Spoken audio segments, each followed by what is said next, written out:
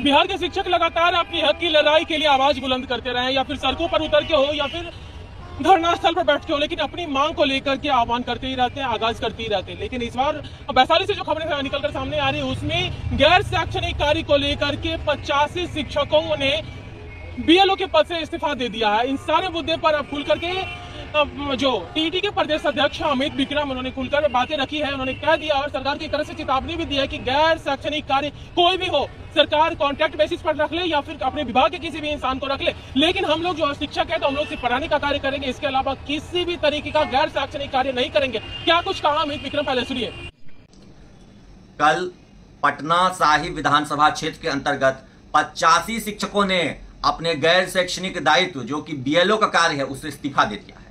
पूरे बिहार के शिक्षक एक एक करके बीएलओ के कार्य से इस्तीफा दे रहे हैं। पिछले सप्ताह में खगड़िया वैशाली के शिक्षकों ने इस्तीफा दिया था और अब पटना के शिक्षक भी बीएलओ के कार्य से इस्तीफा दे रहे हैं। संदेश स्पष्ट है कि हम केवल और केवल अपना शैक्षणिक दायित्व का निर्वहन करेंगे। सरकार जो हमसे दर्जनों गैर शैक्षणिक कार्य कराती है, हम उसमें सरकार का कोई सहयोग नहीं करेंगे।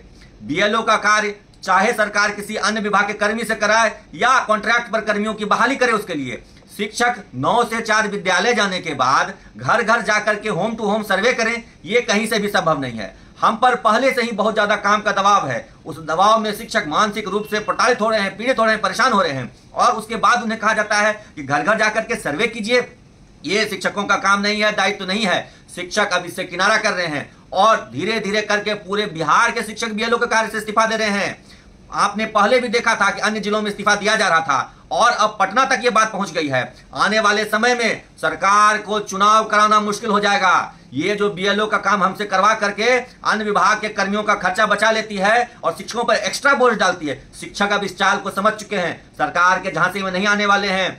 किसी भी गैर शैक्षणिक कार्य में सरकार का हम सहयोग नहीं करेंगे, क्योंकि सरकार हमारा सहयोग नहीं कर रही है। हमारी जो एकमात्र मांग है राज्यकर्मी का दर्जा, सरकार वो देने से हिचक रही है। सरकार पीछे हट रही है, वादा करके मुकर रही है, हमें झूठे आश्वासन देकर कितने महीनों से लटका कर रखे हुए है।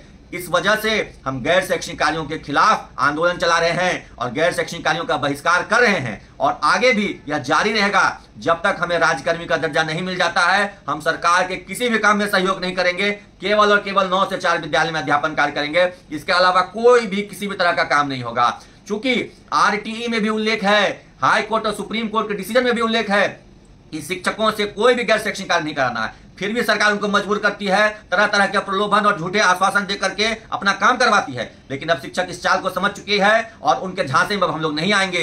हमारा पूरा शिक्षक समाज एकजुट है और एक साथ मिलकर के हम गैर शैक्षणिक कार्यों का बहिष्कार करेंगे। धन्यवाद।